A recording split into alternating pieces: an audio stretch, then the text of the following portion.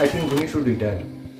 ধোনির লেগেসিকে এমনভাবে লোকের টার্গেট করছে যেন সে ইন্ডিয়ার খেলোয়াড়ই না। আমাদের মনে রাখা উচিত যে আমরা ইন্ডিয়াতে থাকি, আর ধোনি যে কন্ট্রিবিউশন করেছে ইন্ডিয়াতে আমরা তার 1% পর্যন্ত করিনি।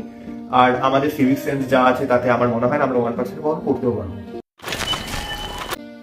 ক্রিকেট, ফুটবল, যে কোনো স্পোর্টস হোক একটা টাইমের পর ছেড়ে দেওয়া উচিত, নাহলে সেই স্পোর্টসটা তাদেরকে ছেড়ে দেয়। আমার মনে হয় ধোনিরও সেই সময়টা চলে এসেছে।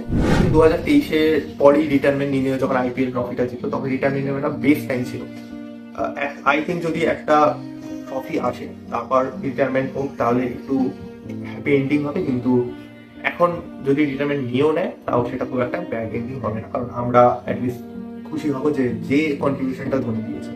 এখন লোকে অনেকেই ট্রোল করবে, বিরাট কোহলিকেও ট্রোল করে লোকজন, আর ইন্ডিয়ার খেলা শুরু হলেছে বিরাট কোহলিকে নিয়ে মাথায় নাচে নিচে।